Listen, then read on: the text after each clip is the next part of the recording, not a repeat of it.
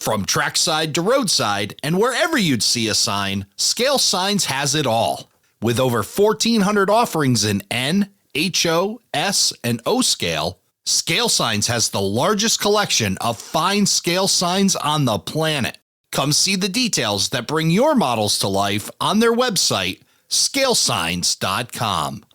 Stop. Don't lay another piece of track on your layout until you have a Railflow track alignment guide from Oak Hill Model Railroad Track Supply. Whether you're forming curves, testing layout fit, or hand laying rail, the Railflow track guide ensures accuracy and simplicity. Now available in N, HO, and HON3, Railflow track guides eliminate misalignments and wobbly track lays in both straight and curved track. Order your Railflow track alignment guide today at ohrtracksupply.com.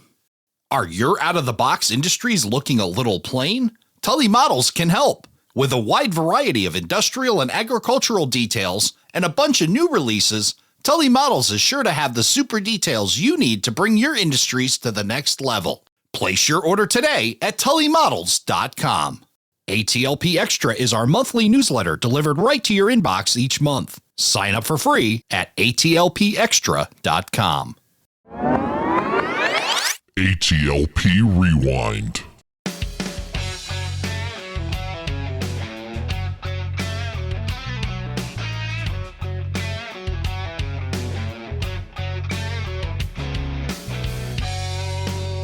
Hello, everybody, and welcome to Around the Layout, where model railroaders come to tell their story.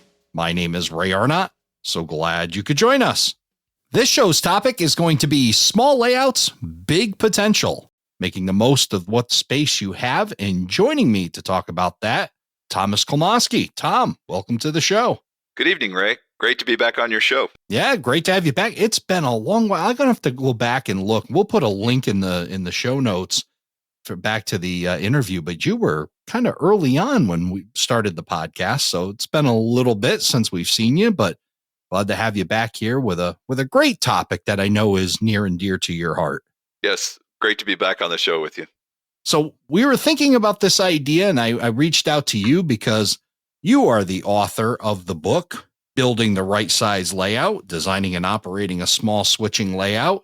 And we talk a lot here on the podcast. We talk to folks with some really big layouts, the John Parkers of the world. And then we talk to some folks like the Tom Johnsons with the much smaller layouts and folks in between. And of course, it's near and dear to my heart as well, because I have a small switching layout. So today, have some fun talking about small switching layouts and the potential they have to be very entertaining, very fun, and very achievable. So looking forward to that conversation with you.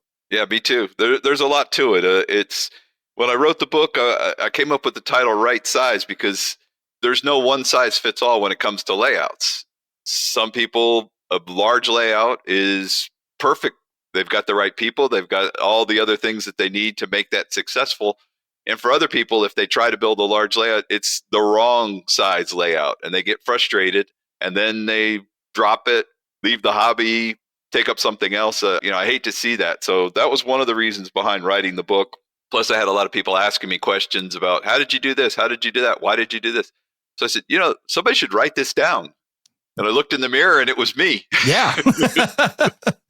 Yeah, that moment when you realize you have a book inside of you, and so glad you did. You did an excellent job with it. It's a great read, and we'll share a bunch of links are going to be shared in our notes aroundthelayout.com/147, including that book and much more that we'll talk about here in a bit. But for those that don't know Tom Klimoski, why don't you tell us a little bit about yourself? Well, like most people, I started off as a child with a Lionel layout and just kind of got really hooked on model railroading. Through my teenage years, I had a Lionel layout out on the back porch of my house in Miami, which is not the best place to have a layout, but when you want to have a layout, you make room for it. Somehow, some way, I had very understanding parents. And then, life goes on, you kind of move on. And a little bit later, after I got married, started having kids and stuff, I said, well, maybe I can build a layout here somewhere and have something to do with my oldest son. So started off with a 4x8 layout, like most people. And it just went from there. I joined a model train club in Miami called Echoes, which is East Coast HO Exhibitors Society. And we had modules that we'd set up at a show, and really just started meeting people and really started getting into the hobby, and then ended up moving up here to North Georgia, up in the mountains. I had a layout in Miami. It kind of grew. It started as a certain size and kept getting bigger and bigger. And I learned a lot from it. I learned a lot of what not to do, which is almost as important as what to do, and what I liked about the hobby, which was switching in my case. So when I moved up here to the mountains, I realized that my pool of operators was not going to be very deep. It was going to be a very, very shallow pool. So why build a large layout if I can't get the number of people that I need to run it, which is one of the things we'll talk about a little bit later. So I have a 9'2" by 10'6" room in the basement. It's basically a glorified closet, or maybe a small bedroom. There's no windows in it, so technically it would be a closet. But when the house was sort of designed, I made it a little bit bigger than the original design. And that's where my layout is. And I'm modeling the Georgia Northeastern, which is a prototype railroad here in North Georgia. 93 track miles from the south end to the north end. Good majority of it on the north end is not run on, so it's primarily about 50 miles. And that's my prototype. I belong to a model train club that models the exact same line, but in the 1950s, which is kind of interesting. So I have my 1950s, the old line, which is the Ellen and old line, which is what the railroad started off as. And now it's the Georgia Northeastern, still on the old line tracks. And it's a neat little short line. It was family owned and operated for many years. And then recently it was sold to Patriot Rail. It's probably been almost 10 years now. It's been in the hands of Patriot Rail, and they have taken it over. And I also worked as a trainman on the Blue Ridge Scenic Railway, which was a subsidiary of the Georgia Northeastern. And I learned a lot from that, being, we'll call it kind of a conductor, if you will. We would do the brake tests, and I'd ride in the engine with the engineer as a second set of eyes. And if something happened to him, I knew how to stop the train. I wasn't engineer qualified, of course, but I got to learn a lot, talk to the prototype engineers about what they did, how they did it, and just really took off with prototype information. Made friends with some of the engineers. Some other friends of mine are retired or current engineers. And that's kind of how I got into operations. And that's where a lot of the information that came out of the book came from friends. And basically that was about it. So now I've been operating my layout. The layout's been, I believe it's, let's say this will be its 12th anniversary coming up here in June. So 12 years, relatively complete. And I just hold operating sessions now. Awesome stuff. You mentioned Blue Ridge Scenic Railway. Always makes me think, because I've been on the Blue Ridge Scenic Railway, taken that ride, and my wife has put one foot in Tennessee, one foot in Georgia, which is one of the tricks. What's the name of the town? It's two towns in kind of in one, right? It's McKaysville, Georgia, Copper Hill, Tennessee, and the state line runs right through the middle of the town. A couple of interesting stories. The line actually goes through part of the grocery store, and they were debating as to whether they would pay Tennessee taxes or Georgia taxes. So it came down to, where is the cash register? The cash register is in Georgia, so they pay Georgia taxes. And then there's the line goes through the middle of a building, and they serve alcohol. Well, on one side, you can have alcohol. On the other side, you can't have alcohol. So you couldn't bring your beer across the state line if you went to the bathroom or went to some tables on the other side. So you had to leave your beer on one side over the state line. It's just very interesting, kind of a neat thing. But the train, the engine and the first three cars make it into Tennessee. The rest of the 7 cars and the engine on the other end don't ever leave Georgia. Pretty funny, yeah. And it's a neat trip, beautiful ride, great equipment. It was a great time when we got to take that ride, and neat that little connection back to you with the Blue Ridge Scenic Railway. And yeah, we'll even share a link to the Blue Ridge Scenic Railway. Check it out if you ever find yourself up in that, what was it, northwestern Georgia area, right? That's correct. Yeah, in the located. Blue Ridge area, or it's about an hour and a half, 2 hours north of Atlanta, up a main highway. So it's a really neat place to go and spend the day in Blue Ridge, see the town, ride the train, and see some of the other sites around it. It's a neat little town. Absolutely. Well, getting back to small layout, big potential, let's talk a little bit about a little introduction to building a small layout and some of these terms that we kind of talk about. You mentioned earlier that right-sized really isn't it's more about what's right for you, not a right size in this hobby. There is no one answer to this question. That's correct. Yes. Again, like I mentioned, you could build the wrong layout. If you want long trains and mainline operation and stuff, and you build a switching layout, probably not going to be very happy with it. So you need to do some self-examination, if you will, and see, what do you like? What do you like about the prototype? What do you want to model? If those don't come together, then you're probably not going to have a successful layout. It's kind of what we talk about, and what's been fun about the podcast is learning people's why, and it's about finding your own why. What is it that you want? Why are you building a layout? Not necessarily what, and definitely not what other people want. It's what you really love about the hobby. Exactly. And one of the other ones, the words that I like to use is an achievable layout. It's something that you can achieve, something that you can see you actually building and being successful at it. I've had a couple of guests come over to the layout room, and they look around, they go, wow, you got a lot in here in a small space.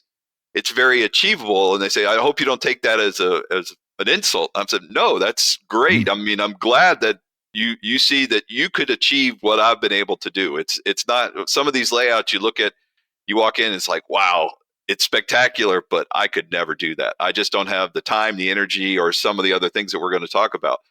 So you want to build something that's achievable for you. Now, the larger layout may be achievable for the John Parkers out there. He has the crew. He has all the other things that he needed to make it achievable for him. But if I tried to build that layout, I wouldn't have been successful. It's just not what I have in mind with the hobby. Let's talk about some of those factors to consider when building a layout, when you're starting to think about all of this, kind of like the checklist of examination here. What are some of those things that you would want to factor in? Well, probably for most model railroaders, the biggest question is space. Do I have the space to build this layout? If not, do I need a shed? Maybe like Don Iris has. Right. Do something to make some space for it. I looked here and I got permission from the CEO to build a layout, and she said, you can make it as big as you want, but in the basement, we still got to have a recreation room, a bathroom, a craft room, storage room, and this, and the layout size room kept getting smaller and smaller. And she said, you sure that's big enough? I said, yes, for what I want to do, 9 by 10 will be adequate.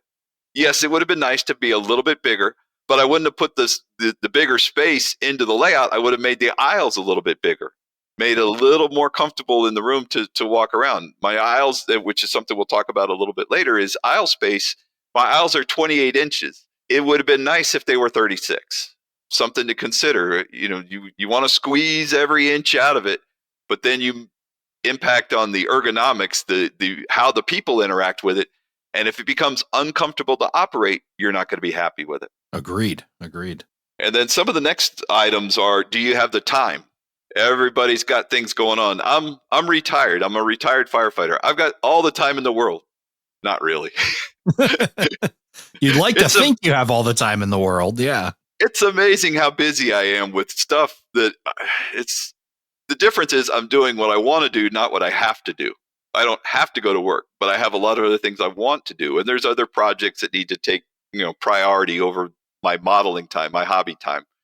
So for each person, that's different. Some people may have a lot more time they want to dedicate to a layout, and that's fantastic. I have other things that I'm involved with as a volunteer firefighter here in the county that I'm in. I'm busy with that. I'm busy with a lot of other things. I was a volunteer on the Blue Ridge Scenic, working as a trainman. Although I was paid, it was paid volunteer. So I was busy with that. And then just other things that get in the way of, spending time. And then the next one is really big is, do you have the money? How much money do you have to dedicate to this hobby before it becomes, a problem with the CEO or chief financial officer or whoever that might be? That might be just you. Right. Do you have the money? Everybody talks about how expensive the hobby's getting.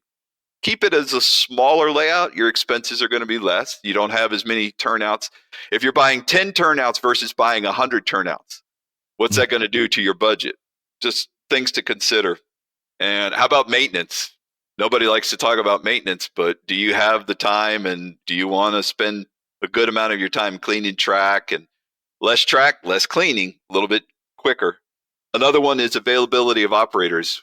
Like I mentioned, when I moved up here, I knew that it was going to be hard to find operators. In our club, which is in a small town here about an hour away from me, it's in Mineral Bluff, Georgia, we have about 40 members, and we do an operating session twice a month. We struggle to get 8 to 10 people to show up for an operating session. And it's a fantastic layout to operate. We will operate with timetable and train orders. We're running with a dispatcher. We've got all kinds of great things, great jobs for people to do. A lot of our club members not really interested in operations. So we open it up to visitors. If you're in the area and you want to come by and operate, give us a call. We'd love to have you. We'll set you up with a throttle and somebody else to run as a pilot with you. And we welcome visitors to come to the operating sessions. It's not a closed door session, if you will. You just need to let us know that you're coming. I think that one really also ties into the why and who are you building your layout for, and especially take a look around, because if you're out in the middle of nowhere and you start building this massive layout that requires so many people and they're not there, you really didn't build it for you. You built it for these people that don't exist. So, and it's amazing. We had, again, we'll pick on John Parker again. We had him on the last Talking Ops with Don Iris, and it's amazing, but he's got the crew. He has the support system there in that Denver, Colorado-ish area where there's a lot of folks, but Northeastern Georgia, or I'm thinking of our friends out in Wyoming and Montana, and who are you building this for? And it isn't necessarily build it and they will come. They may not be there to come. So you got to really be careful with that. Absolutely. Some of the other questions to ask yourself is, what are your operational goals? Do you enjoy switching versus mainline running? And a real easy way to determine that is, how do you like to watch the prototype? Are you happy to sit trackside and watch the mainline freights blast by at 60 miles an hour and you like to watch the long trains go by? Or would you prefer to sit in a yard or an industrial area and watch a little switcher banging cars back and forth between industries and the yard or something like that? In my case, it's the switching operations that I enjoy. If I'm going to watch a prototype, that's what I would lead towards, is watching that switch crew do their job, and if even better is if I have a radio and I can listen to their cadence of calling down cars and doing all that stuff. That to me is part of the operations, and that's what I enjoy having replicated on my layout, is having a conductor and an engineer. I work with a 2-person crew. Part of that is the conductor is telling the engineer, pull ahead 3 cars. Okay, that'll do. And then, switch line, come on back, et cetera, et cetera. And it's a song, and it's all part of what I heard on the Georgia Northeastern. And that's what I'm trying to recreate in my layout room. That's something that you really want to look at is, what are your operational goals? And if you build the wrong layout, you're not going to be happy with working a switching layout if you wanted to watch mainline trains run. Right. One of the other things that's important to consider is, it's not necessarily the size of the layout. It's the number of turnouts that you have determines the complexity of the layout, which is kind of hard to understand. But you can have a small layout and a ton of switches, and that's where your maintenance issues are going to be. And that's where you're going to have problems with them stumbling on the frogs or the points or this or that or whatever. Or you could build a larger layout and just have a handful of turnouts, and you're watching the mainline trains run around the layout and doing a little bit of switching or passing on a siding or something. That's not a very complicated layout. It may be bigger, but it's not complicated. So bigger doesn't necessarily mean complicated. Then some of the other things to look at is the continuous run versus point to point. Do you really want a continuous run? When I first designed my layout, I put a continuous run very high at the top of the list of what my design goals were. I built it. I never used it. It was one of these things. It was like, why did I spend all this time doing this and making this continuous run option when I never use? I put it in a couple of times, ran trains, and it's like, that's not what I enjoy. I don't enjoy just having trains run. If I'm going to run trains, I'm going to be operating. I'm going to be controlling the train, not just watching it run in circles. So what I ended up doing was taking that continuous run lift out section, I made it an industry. So I'm still using it, but it was repurposed basically. So how important is a continuous run versus point to point? And then one other thing with the point to point, you can make it where you can watch trains run back and forth. You get the Iowa scaled engineering motorman, and that will run the train back and forth in a push-pull operation. And that way there, you could set it up for like a commuter rail would be perfect. Or you could just have a little local switcher running back and forth, just shuttling cars. And that gives you that continuous run, but it's not a continuous circle. It's a continuous run because it's running back and forth without you having to do any inputs for it. And I know Don Iris is also using that ISC Motorman for track cleaning, which is another brilliant way to use it. Oh, yeah. You put a cleaning car on it and run it back and forth. So, yeah, if you like that idea of being able to sit back and have a cold beverage and just watch the trains go, there is technology for that eliminates the need to try to build all that stuff like you did that you ended up not using. Lessons learned. Do as I say, not as I did, right? There you go. There you go. And then the final thing to consider, which most people have this discussion, internally, if not externally, what scale? Right. Do we want to do N, HO, S, O? Each of those has its advantages and disadvantages.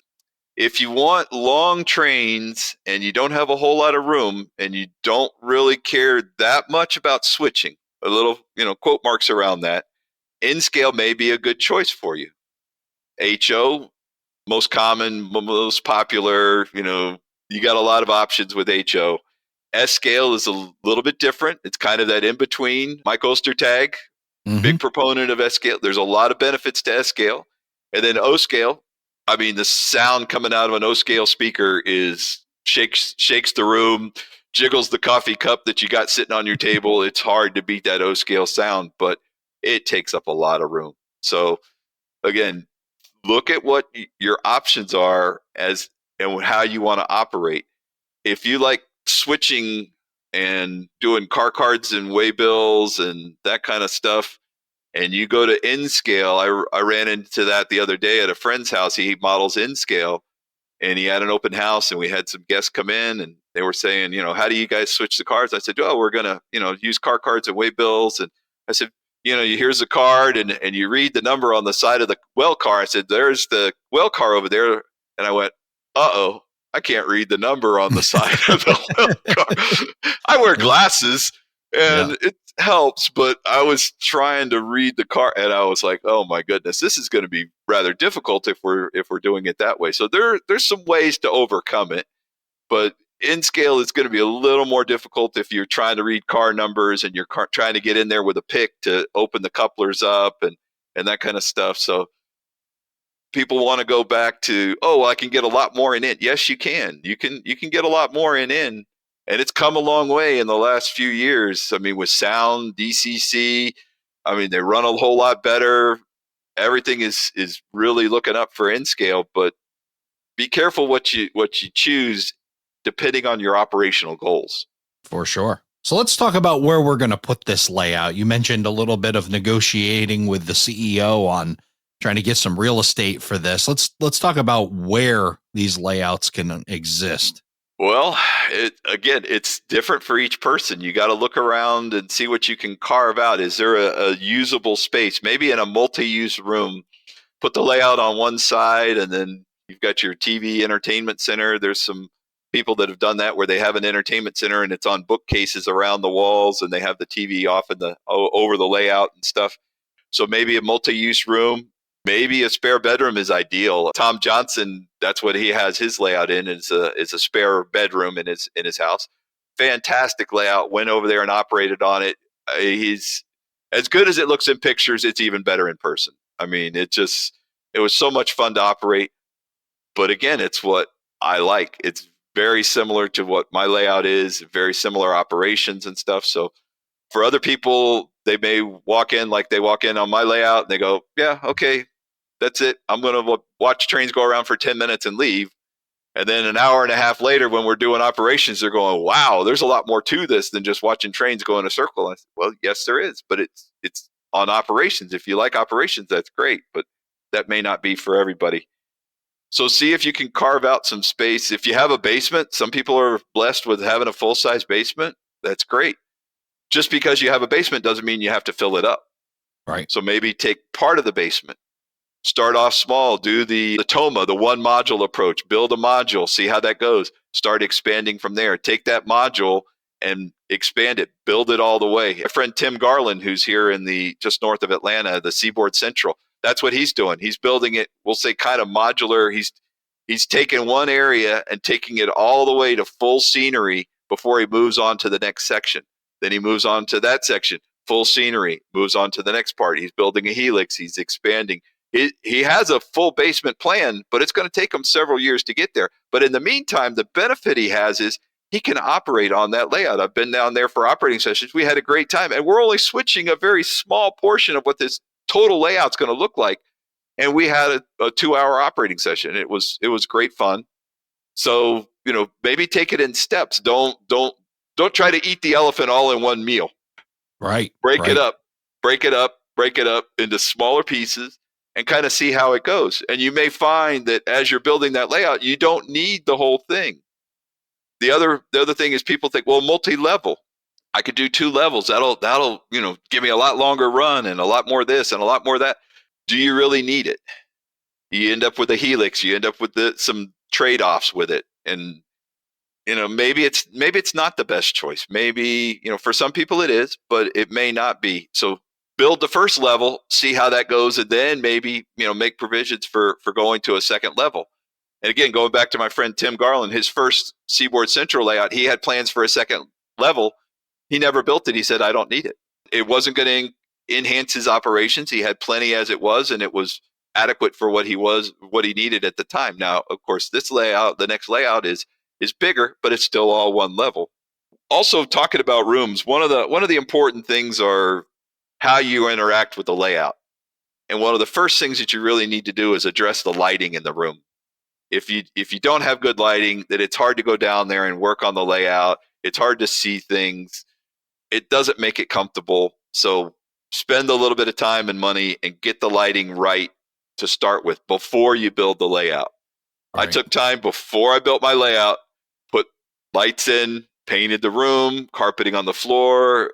I try not to make a mess. If you're going to be messy, put a drop cloth down. They do sell drop cloths. So, it's not good when paint ends up on the carpeting, but you can do flooring tiles if you want. That's a little more forgivable because you peel those up, put another one down. But that brings up the next one. What kind of flooring? If you're going to be, walking around the layout and as you get older, being on your feet gets a little harder depending on how long you want to operate. So maybe carpeting or carpet tiles or maybe some foam, tiles for the floor to give you a little bit of comfort rather than walking around on concrete. It starts wearing on you. I've been in some layouts where after a couple of hours, you're ready to take a break, sit down because you're walking around on concrete all the time. Another consideration is layout height. How high do you want the layout? I've had a lot of people talk to me, well, I want it so that the kids can see it. So I'm going to build it at 36 inches. I'm like, okay. And how old are the kids? And you know what happens to kids as they get older? They grow. All right. And that layout that was at the perfect height for the kids, now when they're 17 or 18 years old, it's too low. And it's been too low for you for the whole time. So maybe look at, putting the layout at the height that you want. And typically it's somewhere in that 48 to 54 inches seems to be the ideal. Say, depending on how tall you are, from under your armpit to just above your belly button, somewhere in there is the ideal height. Mine is a little high for some people. I'm a little bit taller than average, but I haven't had anybody had a problem that's been over to operate, even if they were a little bit vertically challenged, to be able to see the layout at 54 inches and still be able to reach over and throw switches and make uncouplings and that kind of stuff. Comfort is important, and especially for taller guys. You're tall. I'm a fairly taller guy, and yeah, if you're on a low layout and you're constantly bending over to operate it, yeah, it makes for a long operating session, and it can suck the fun out of the room for sure. Yeah, and also you're getting a helicopter view versus a trackside view. I prefer to be down a little closer to trackside. Again, going back to trying to watch what the prototype does and put myself over there as the little miniature conductor. This is what I'm doing. So I like that trackside view. So I would prefer a little bit higher than just a little too low. So for me anyway, that's ideal is 54 inches. And it's like I talked about earlier, aisle space. You really want to have comfortable aisles. It's so tempting to, well, I can squeeze this a little bit more, make this a little bit bigger, give myself a little more, bench work space, but don't go any tighter than 28. 28 is pretty snug, and it's enough for two people to pass each other, but really anything smaller than that's going to be uncomfortable. And that also kind of leans into how deep is your layout? How are you going to operate with it? If you're going to reach in to throw switches and try to clean track and stuff, that 24, 30 inch is about as far back as you want to go to still make it reachable. I've been to some layouts, and guess where the problems are? Always in the spot that it's hardest to reach. At our club, we had a turnout that was located kind of in an awkward area, and you couldn't reach it from either side. Well, guess what turnout always had problems? Guess where we always derailed? On that turnout that you can't reach. So we ended up taking it out and moving the turnout to make it more accessible. And now we got a straight piece of track that comes off the turn there, and we don't have any problems anymore. It's amazing. It sounds like workbench space really kind of is a key.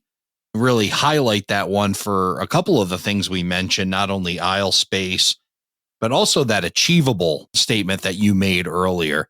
By keeping that bench work narrower, you're now heading more towards achievable. Am I right? Yes. And going back to another friend of mine, he made his layout, we'll say about 20 inches wide, and he has one mainline track going through that. And he says, you know how much I'm spending on static grass and all this other stuff? He says, I could have gotten by with half that width and saved a ton of money, and I wouldn't have lost anything on the layout, and it would have made the aisles a little bit bigger and a little more comfortable to operate. So, keep that in mind. Don't go too deep on your bench work if you want to be able to reach it, and also maybe keep the cost down a little bit. Tony Custer, everybody's heard of Tony. He advocates single track. You could get by with 8 to 10 inches of bench work width. It gives you enough in the front, enough in the back, photo backdrop, a little bit of tree line, that kind of stuff, and it's adequate to represent a main line kind of going through the country or whatever. Kind of goes back to our good friend Scott Thornton and his theory of, theater, and by having that narrow bench work and minimizing that, you really make the trains the star of the show. Exactly. And it allows you to be a little closer to them. So you can kind of get up and we would say, take a time out, photo moment, watch the train roll through the scene. It's kind of neat to put yourself in that place as you're like rail fanning it from that era. That in this case, it was, the 1940s and 50s, and, throw yourself in the Wayback Machine, and it kind of gets you in there because you can kind of vision, oh, here's the train going across the, the field and that kind of stuff. So as we start to design our small layout, what are some of the factors that we want to consider? First one, keep it simple. Don't go crazy. Don't try to cram too much. It's hard to believe, but I started off my track plan drawing of my layout. The room that I have, the first track plan, looks nothing like what I ended up with. I fell into the same trap. Oh, I can get this in there. I can jam this in. I can put these curves. I could do this. I could do that. It was horrible. It just 10 pounds in a 5 pound bag. I was trying to get it all to fit. And the more I forced it, the worse it got. And I kept struggling. I was like, why am I having problems? And a good friend of mine says, cut stuff out. But I want it. No, cut stuff out. Okay, let me try. So I started cutting stuff out, and it got a little better. I cut more stuff out. It got better. And I finally ended up with something I still could have probably cut more out and it would have been fine. But I finally hit that, I think this is going to work. And that's kind of what I ended up with. But don't crowd the space that you have. What you want to do is you want to edit versus compress. Everybody says, pack it in, get it closer. Your engine's in town A while the caboose is in town B. Is that realistic? Probably not. Maybe get rid of town B and just model town C. Okay, we're going to have to just cut that out. It's a hard decision, but you really want to edit versus compress. I mean, yes, you still want to compress some because you don't necessarily need, a huge train or a huge industry. You could cut a little bit out. It probably won't. What you want to do is you want to capture the look and the flavor of something, but not necessarily window by window, door by door. If you get something that looks close, most people won't remember that that building had 4 doors that face the track. If you put 2 or 3 and it looks right, and the color is right, the shape is right, they'll say, yeah, that's the building. They won't remember that you cut out a door. So yeah, it's about representation, right? It's not necessarily about nailing the prototype exact, every minuscule detail. It's about providing a great representation of it. Exactly. And I've got a few places on my layout, and people will say, oh, yeah, that's exactly right. Actually, I flipped it, and it faces south instead of north, and it's on the wrong side of the track. But when you look at it, it looks right, because the way you see the prototype, you see the sand tower, the fuel pump, and the engine house, and you're looking at it kind of the same, and you go, yeah, that's right. And you don't realize that the town, and actually the funny part is, on our club layout, we flipped Copper Hill and McKaysville, Georgia. You actually end up backwards coming into town, and nobody really recognizes that, but they flipped it to make it work on the layout. So very few people, unless you point that out to them, are really going to notice. So one of the other things which falls into that edit versus compress is negative space. And what is negative space? It's space that really is nothing special to look at. It's a field, it's a group of trees, it's a parking lot. It's just space that we see every day, and that's what makes it look right. And I dedicated a fair amount of space to a parking lot for a Dairy Queen.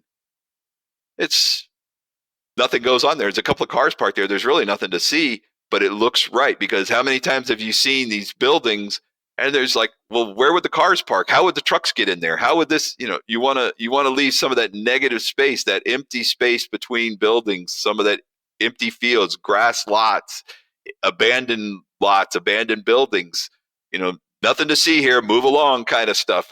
But that helps the layout look more realistic. And there's a few places on my layout where I have just some grove of trees, and the train disappears behind the grove of trees, maybe for just a few feet or a few inches. But that gives you that sense of depth and the sense that the train is traveling. I've cut a huge chunk of the layout out, of the prototype out, and it's represented in just a few feet, but it kind of helps you feel like you're moving from one scene into the next.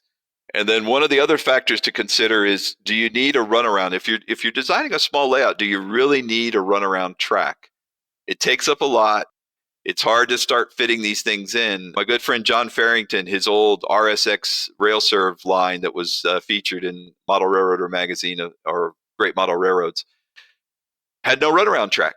It was an L-shaped layout, and what he did was all the turnouts were oriented in the same direction. So he would simulate picking up cars from the interchange. His engine was on one end, and everything was a trailing point move. So he was able to switch the layout with just a trailing point move, and then once everything was done, he would do a shove move back to the interchange track. Saved a ton of space, lots of operation, real fun layout to operate on, and he saved, like I said, a lot by not trying to jam in a runaround track. So maybe you need a runaround, maybe you not. It depends on the design. And what you want to do is you want to establish minimums. Don't cheat. It's always tempting. Oh, I'm going to do 24-inch radius. I'm going to do number 6 turnouts. But you know what? A number 4 would work, and an 18-inch radius will fit here, and I can get this, and you get back to that. I can make it fit. I can press all this stuff in, and I'll make it fit. Well, if you really know what a number 4 turnout is, what you're doing when you put a number 4 turnout in is you're putting in a 15-inch radius into your layout. Is that going to work for that 6-axle big GE diesel that you got?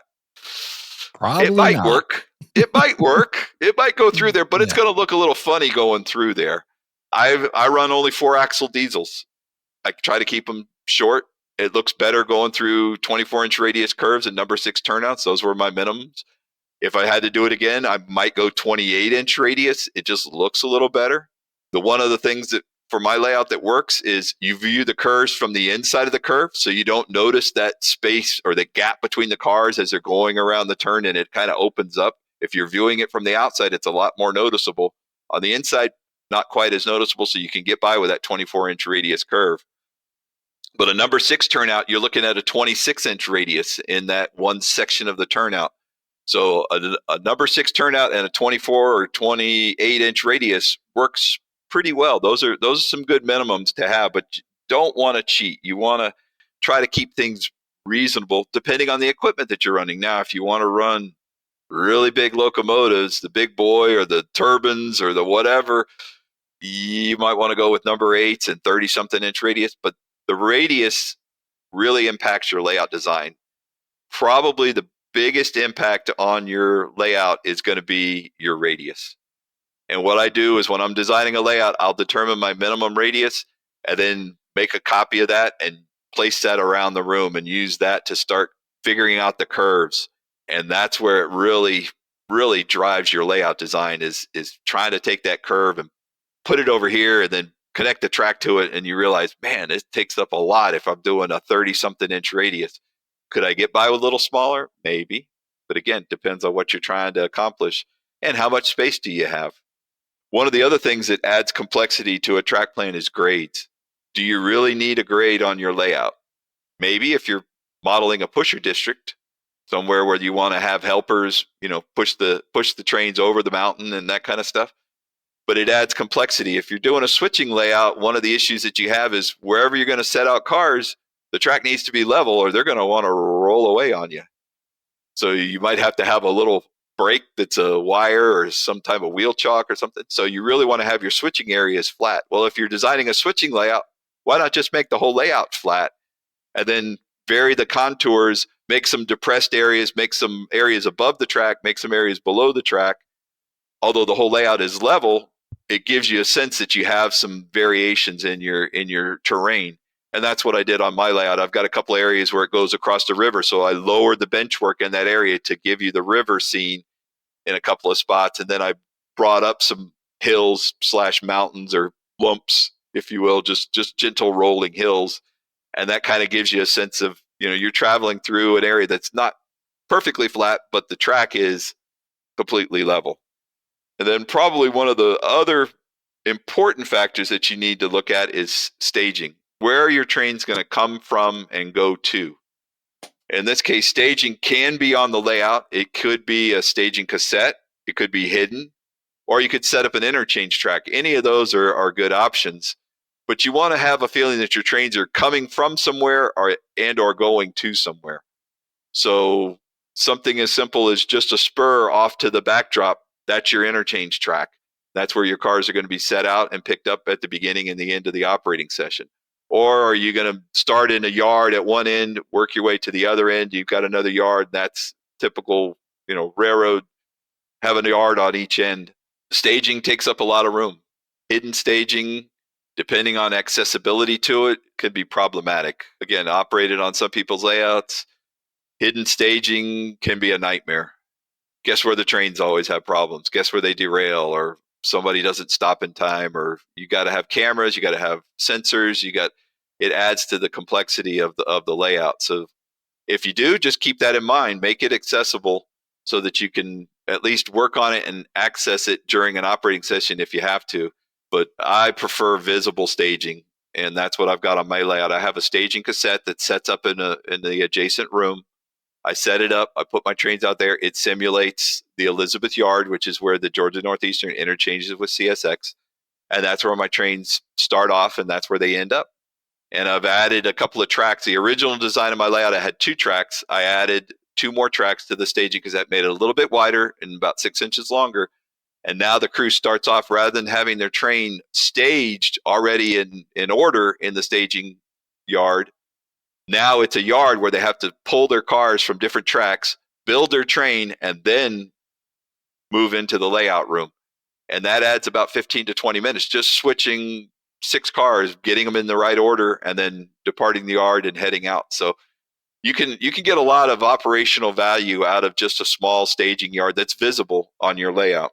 Now, kind of tying in all of this when we make these decisions, not only, what we're going to include and everything else, is also selecting a prototype or freelance railroad and its type to make that decision. What are we going to model? What railroad are we going to follow? And that definitely helps us keep things in check.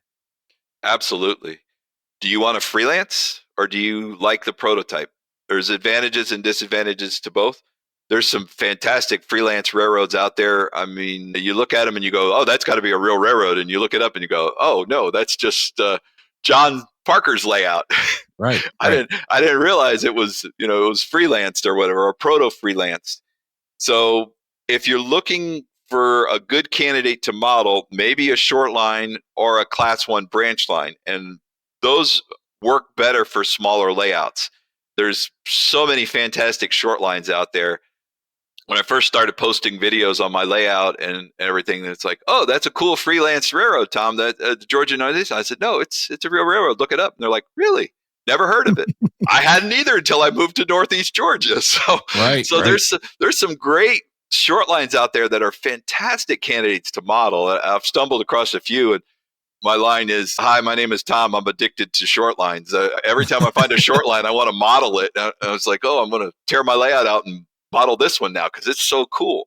So there's so many great short lines out there.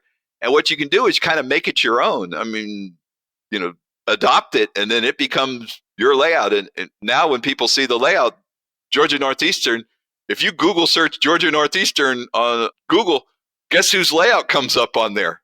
Mine. I'm even ahead of some of the prototype photos because I posted stuff online. So it pops up in Google searches and it's like, oh, wow, that's pretty neat. So if you pick the right railroad, you might end up adopting it and it becomes your railroad, even though it's a real prototype short line. Or maybe you want to look at some class 1s. If you like class 1 railroads, maybe look at some of their branch lines. They're getting a little harder to find, but if you go back a few years, maybe 60s, 70s, 80s, there was a lot more branch lines, and they make a fantastic candidate for a model railroad. A good friend of mine, Stephen Floyd, is modeling a branch, and it makes for a fantastic layout. I've operated on it. It's just so much fun. It's a one line goes out and you switch the industries, you get to the end, you do a turn, and then you work your way back, switching the rest of the industries. Again, 2 to 3 hour operating session, just switching 10 industries with maybe 6 to 10 cars. I mean, so much fun. But what you want to do is if you take a small railroad, you're looking at the big picture. So you could take a small railroad and do a lot with it because maybe the prototype's only 20 miles. Versus trying to compress a Chicago to Seattle in a 20 by 20 room. That's going to be a lot harder. So if you pick a big railroad, maybe get a small picture of it. Find a section that you really want to model between closer points rather than trying to model the whole thing. It gets very difficult to try to model thousands of track miles in a reasonably sized basement. And I think that choice too, when talk about freelance opens up a lot of opportunity to kind of make it your own, but you also got to know your skill set because freelance also demands an entirely different skill set, the ability to paint, to design locomotives, design logos. It opens up a whole other world. And that, again, going back to knowing your why and your skill set. Yeah, that was one of the issues I had when I started with the Georgia Northeastern was I was like, okay, there's no commercially manufactured Georgia Northeastern locomotive out there. Never will be, probably. But there was a decal set. And I was able to find them online through various people on eBay and hobby stores and that kind of stuff. So I was able to do my fleet. It's gotten a lot easier now with these fantastic custom decal companies out there. You send them an idea and they send you back, the drawings, and it's like, oh, this is fantastic. And they print it up for you. And it's relatively reasonable considering the amount of work that it takes to do all this stuff. So it's gotten a lot easier to make your own freelance railroad. But like you said, you want to, try to keep the guardrails on, as you've mentioned in several of your other podcasts. Try to consider how the prototype would do things. Don't get too far away from what the prototype would do, even if it's a freelance railroad. Make it look realistic. Pick a paint scheme that looks like it's something out of the EMD catalog that somebody would go and say, yes, this is what I'm going to pick out. This is how this railroad, or it looks similar to Railroad X or Railroad Y. So that makes it more believable. And I think that's where some of the people have been so successful with designing their locomotives to look like a prototype railroad would look. And the equipment that they would stay with a specific EMD or Alco or whatever it is. That's what the Georgia Northeastern did, is they were all EMD locomotives, different models, but they were all EMD. Why? Because it made easier for the mechanics to work on them because they were all had similar parts, not necessarily the same, but similar parts. So that's something that you want to consider if you're looking to freelance is consider how the prototype would do it and then kind of go from there. All right, now that we've got a basic idea and we're starting to put together a track plan, let's talk about building this and some of the layout construction methods and things to consider as we start to put the screw in the first board. Yes. Well, there's many options for you could do spline, you could do plywood, you could do tabletop, you could do cookie cutter. But for most layouts, a shelf style layout allows your greatest flexibility and easiest access. And what you can do, like what I did, was I built the benchwork in the garage because remember my train room was finished. I had carpeting on the floor, so I want to be cutting wood in the train room. So I built the benchwork in the garage, carried it into the train room, and then screwed it to the walls. And that made for a lot less mess. So a shelf style conventional framing, just like you'd frame up a wall in a house, get some 1x4s or 1x6s, frame everything out, and then you can decide if you want foam or plywood. Advantages and disadvantages to both. Foam can be a little noisy. It gets a little bit of a drumming. One things that you can do to reduce that is put a thin sheet of Luan plywood, maybe 3/16 or 1/8, and then put the foam on top of that. The foam allows you to give you those contours. It's easier to carve, so you can carve out the little ditches and the drainage ditches along the sides of the railroad and then make your hills and stuff. Plywood's a little bit harder to do that. You can't really carve into it, so keep that in mind. Also, think about portability. If you're going to possibly move the layout, maybe build it in modules like some people have been doing. You could use the IKEA shelving units and then put your module on top of it, and that allows you, if you're younger and foresee a move in your near future, build it as bench work that you can move. You can take the structures off, take all that off, and then you don't lose your layout. You can quickly set it back up in the new house and maybe add a little section to it, or may have to remove a section or turn it, make a 90-degree curve, and then you can reuse so you haven't lost everything that you've worked on over the last year or two. Another big factor in all of this is also in the size of your layout in all of these methods is what are you going to use your layout for? And we talked before about those that like to do continuous running and just watch your trains go by and spectate. But for several of us, we really enjoy operations. And I know thinking about operations on a general point, like what are you going to have your railroad do, definitely is a factor in building the right size layout for that as well. Yes. What you want to consider is how long of an operating session do you really want? There's some of these ops till you drop weekends and stuff. As you get older, those become a little more difficult to do. How long of an operating session do you want? And I think the general consensus, and we may hear some different opinions on that, is typically a couple of hours is about right. As you start getting a little bit more than that, you get tired, you're ready to take a break, get off your feet, that kind of stuff. I've found with my layout, it's almost impossible to believe, but I can have over a 3.5 hour operating session on my layout it's in a 9x10 room. One switch job could take about an hour and a half, maybe almost 2 hours, depending on the crew. That's one job. And then I've got several other jobs. And if you run them back to back, then you can end up with over a 3 hour operating session. Typically, when I have guests come over, they'll do a job or two, but very few will want to do all 4 jobs, which I have. And that's something that you want to consider is how long of an operating session do you want? You may find that you don't need that big of a layout if you want to only do an hour operating session. Come home at the end of the day, kick back, pick your favorite beverage, switch a few cars, turn the layout off, go off and do whatever else you want to do. 30 minutes to an hour is fun. You switch some cars, you kind of get yourself, you decompress at the end of the day. Is that what you're going to use your layout for? Then you don't necessarily need a large layout. Now, if you want to have a crew of 15 to 20 people over, you're probably going to need a bigger layout, and you're probably going to end up working maybe 3 or 4 hours for an operating session to make it worthwhile for those people that are going to travel long distances. So that leads us into 2 things here, Tom. We've gone and we've talked a lot about building the right size layout on the construction side. But then we're going to talk about in a future show here, operations in a little bit more in depth of making decisions on building a right side layout around the operations aspect. So look forward to having you back for that. But we did ask that question as our question of the month. What is your ideal length of time for an operating session and why? So we're going to have a listen here. We had 12 entries into the question of the month. We'll go through these and listen to them. We're going to start with Carson. My name is Carson, and I'm from Ontario, Canada. I think the ideal length of an operating session on my 6-foot layout would be an hour and a half. On my small 6-foot layout, I think it would be very easy to get bored of the scenery after anything over an hour and a half. I've never operated on a larger layout, though, so that I might be wrong with that. Thanks for making the podcast.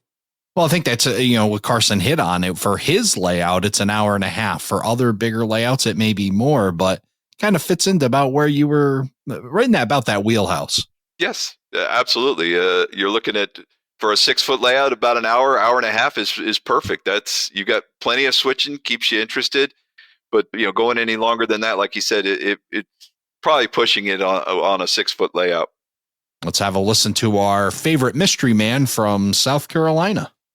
Hi, I'm C-Says from South Carolina. My optimum operating session length would be 3 hours without a break. Going over 3 hours, I believe there should be a half-hour break for the crew so they can all get refreshed and then get back at it. I really enjoy the podcast and look forward to listening to a new one every week. And I'm looking forward to that Z-Scale train set I won in the December giveaway. And I know by now he's got that Z-Scale layout and he's enjoying that miniature world along with his HO layout that he's building. And 3 hours. And you definitely need a break after a few hours of operating for sure. Yes. One of the layouts I operate on does like a 3-hour operating session. And then right as the clock strikes 12, whether we're done or not, the layout gets shut off and it's time to move on. Absolutely. Let's take a listen from around the globe, coming to us from Australia, Darren Johns. Hello, it's Darren Johns from South Australia here. So what is the ideal length for an operating session and why? So from my opinion, that can be sort of a bit of a how long is a piece of string. So there's various factors that I think we could look at why sessions could be anywhere from a couple of hours right the way through to an entire day on some occasions. I'm sure people do that out there with various breaks. So number one would come down to realism and immersion, how long the sessions are going to be, how immersive you want to make the experience. Longer operating sessions I've found, layouts I've run, is with more complex operations and intricate, more switching obviously can take more time away. Enjoyment and engagement. So shorter sessions might be more suitable for your casual operators. However, the longer sessions, 4-6 hours and above, can be more fulfilling for the enthusiasts who enjoy the detail of the operations. And also the social interaction is very important. So I firmly believe the operating session doesn't stop when the trains stop. The operating session continues on when you have your chit-chat and a cup of coffee and a few biscuits or pizza or whatever your poison is at the end of the session to talk about how things went and how things we could do better next time. So I hope that answered the question, and thanks guys and gals out there and Ray for putting on such a great show, and I continue to listen to it each month, or each week I should say. I'll listen to us each week. We certainly appreciate that, Darren. And I think that's another aspect to think about, the social aspect. And that's where you want that a little bit more room and a little more aisle space, or maybe even just a social space within your layout area, which may come into factor.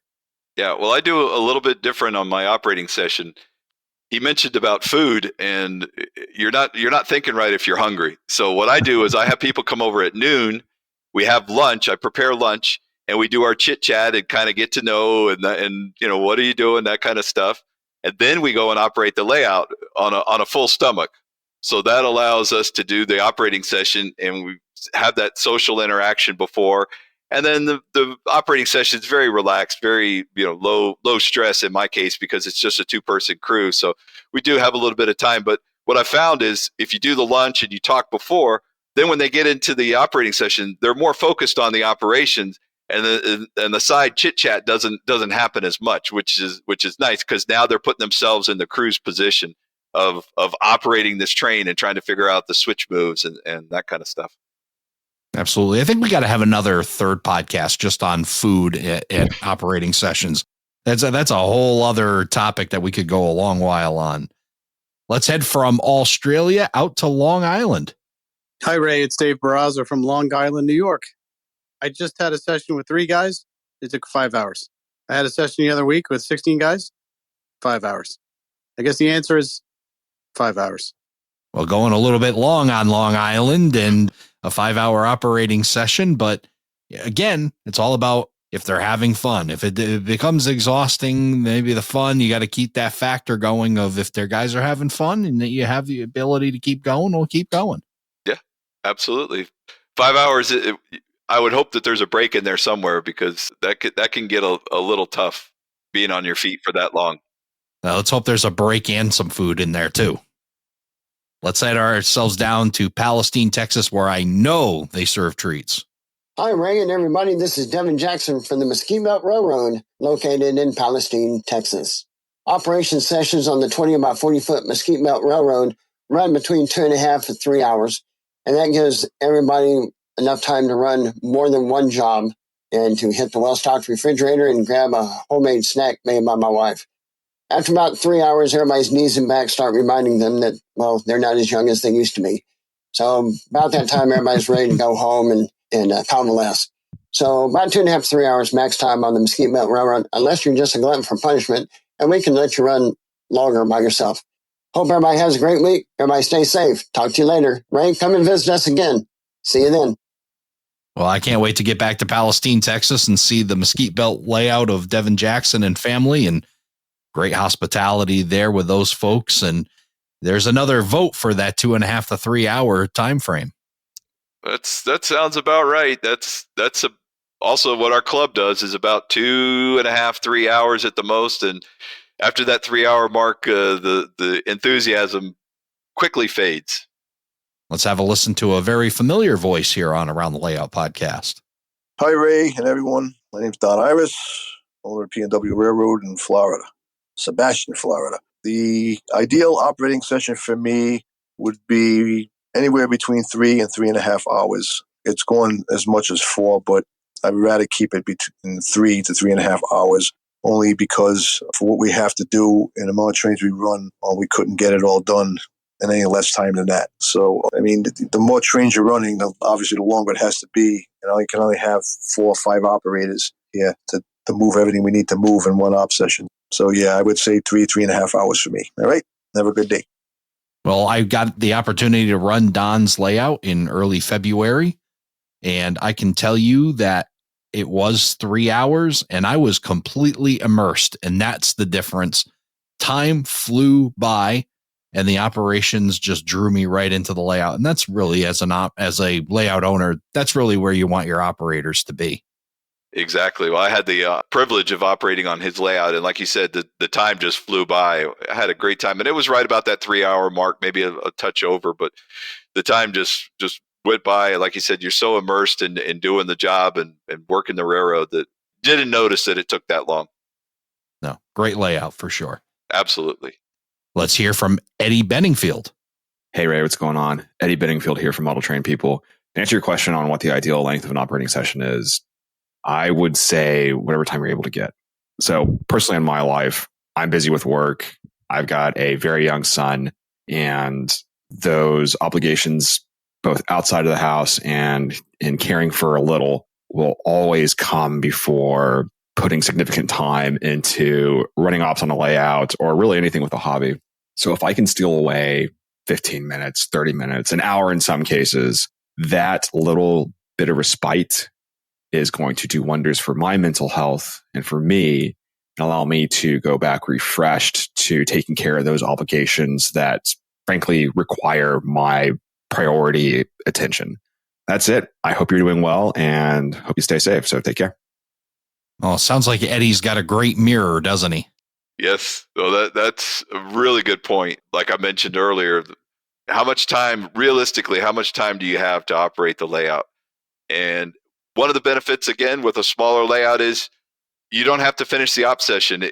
I've had a couple of cases where people have come down to my layout and we've operated, and they look at their watch and they go, oh, I got to go. I need to be at a certain place at a certain time. And we just stop the operating session right in the middle doesn't impact it. I can reset the layout real easy. It's just a handful of cars. Other layouts, if you stop in the middle, you've got a nightmare. There's no way that you're going to be able to do something like that. So in my case, it works out perfect. If somebody, their phone rings and, my wife's calling me, I got to go ahead and go. Not a problem. Absolutely. All right, let's head to Western New York. This is Ed O'Connell from Rochester, New York. Most of the operating sessions that I go to, whether it be locally or as part of a ops weekend, tend to be about 2.5 to 3 hours long. And that may or may not include the briefing session beforehand. But it's very important that the people show up on time so that the session can start on time. A lot of people tend to find that trying to stand for more than 3 hours and their legs just get tired. But there are times where I've gone to operating sessions that have gone on longer than that, maybe 4, maybe even close to 5 hours. Because I'm one of the kind that I just love ops and I just want to keep going. And my task is to get the job done. So as long as it takes, it's how long I want to go. And I just get into it. Once I'm in the groove, I'm there. But for the most part, I'll be considerate for the other people. And, 3 hours is probably pretty good, but I don't mind a marathon session every now and then. Talking about physical condition here too, aren't we? It seems multiple times about, knees and backs. And yeah, that's definitely something to keep in mind too. Like I mentioned, carpeting on the floor goes a long way to making it more comfortable to stand for an extended period of time. One of the other options that you have is a friend of mine has his layout where he can operate it from rolling chairs. He's figured that eventually he's going to get to that point where it's going to get harder for him to stand up. He has, we'll say, concrete floors or laminate floors, and he's able to set up a rolling chair where he can roll around. Now, he built the layout a little bit lower, so it was okay to operate it from a chair. It's a little bit low when you're standing, but not bad. But operating from the chair is great for some people because it allows them to, be able to operate a little bit longer. You don't have that leg fatigue that these guys are talking about. And I think everybody gets it. I don't care how old you are. If you're on your feet for an extended period of time, it wears on you after a while. All right, back to Texas with Joe Bohannon. How we doing, guys? This is Joe Bohannon with Chinook Lines down in Texas. I find the ideal length of an operating session to be about 2 hours of actual runtime. I find, though, as a layout owner, the real challenge is being able to create jobs and challenges that fill that space for my operators. I have had operators run certain jobs and get done with them really quickly, asking for what's next. And I've had other operators who don't run them very quickly and run out of time. In situations like that, I've had to find other ways to increase the efficiency and give them tools to try to make it not such a daunting task, such as adding extra tracks in the yards or splitting up the jobs. But overall, I think after about 2 hours, most people are kind of winding down and just want to talk or relax after that point. All right, thanks, guys. Keep it up. Well, thank you, Joe. And there's another layout that I've had the opportunity to operate, the Chinook Lines down in Texas. And Joe hit some very good points there. Yeah, lots of points. Some of those will have to go into another show because he talks about, having jobs for people and not sitting around. I operated on one layout. I took one job and then I ended up sitting underneath the layout for about an hour waiting for my next job because there was no way to get out of the room without crawling on your belly under the lift out section. So I didn't want to have that on my layout. So when I had a layout with multiple operators, I had things scheduled so that I've planned this person would go from here to there to work each of the jobs so that they didn't have extended periods of time with nothing to do. All right, we go to Connecticut and Joe Mame. Hey, everybody. My name is Joe Mame. I am from Brooklyn, Connecticut, and my answer to the question of the month has 2 parts. The first part is an operating session by myself.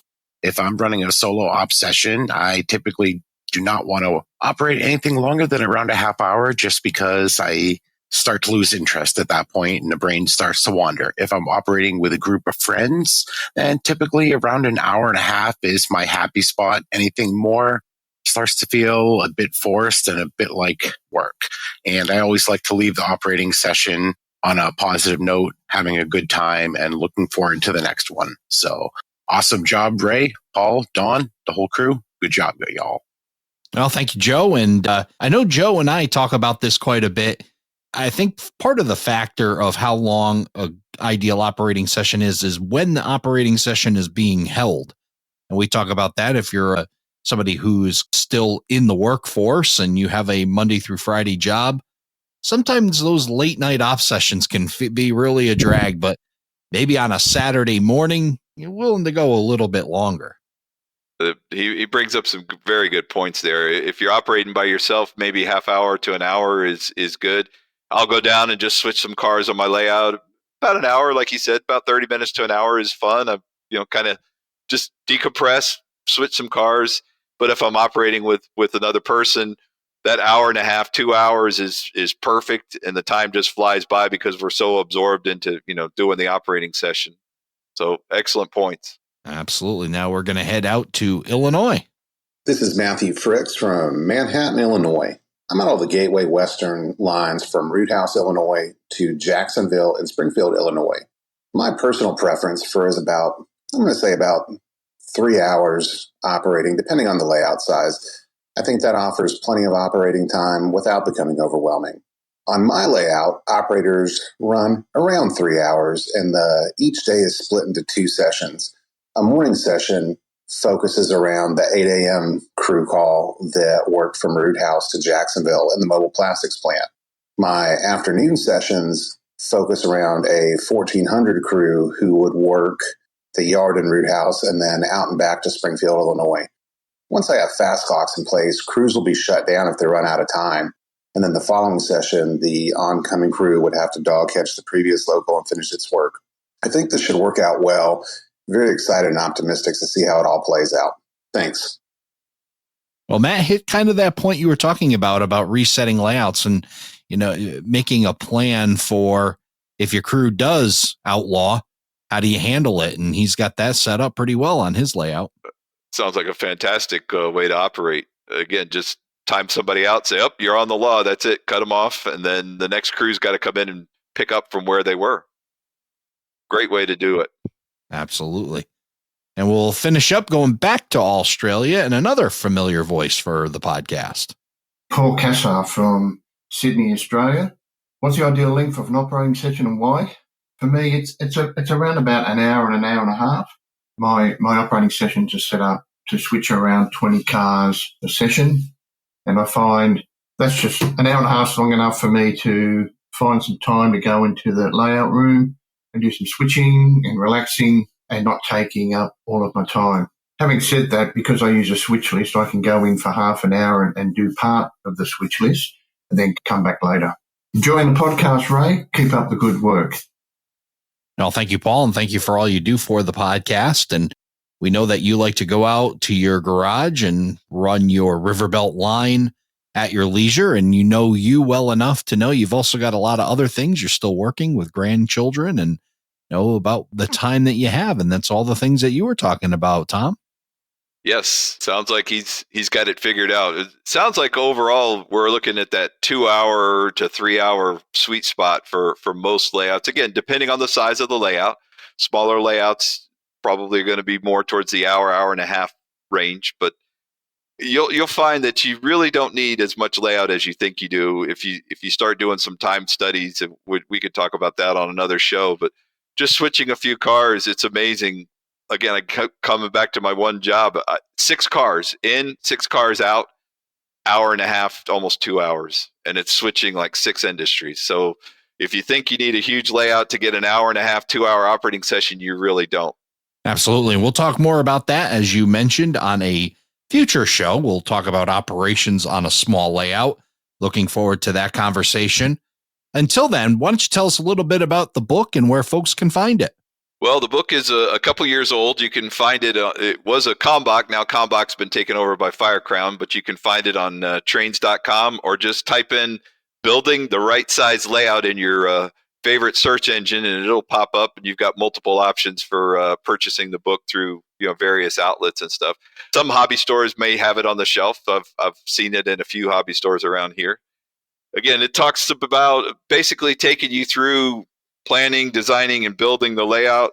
Talks a little bit about track planning, layout construction, prototype-inspired track plans, even cover a little bit of prototype operation, some operational details, which we can talk about more in another show, and even a little bit about op session paperwork, how you want to have your trains move, and then conducting your operating sessions. So I tried to cover a lot of what I do on my layout and what other people have. Again, thanks to all the guys and gals that contributed to the photos and content for the book.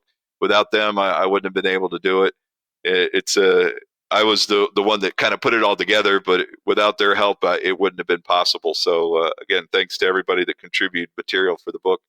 And hopefully, if you like it, go out and get a copy.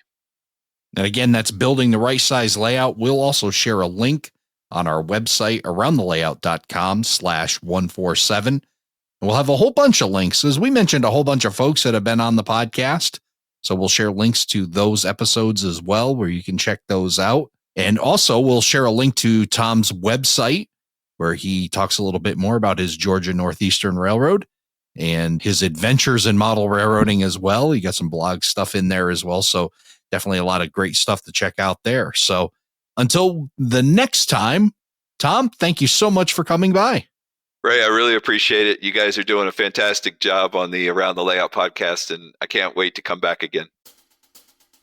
Thank you for joining us for this episode of Around the Layout. Learn more about today's episode, check out past shows, and much more on our website, aroundthelayout.com. Show your support by becoming an operating crew member at aroundthelayout.com/crew. Follow us on social media, aroundthelayout.com/social. And send us your feedback, aroundthelayout@gmail.com. Thanks for hanging out with us around the layout.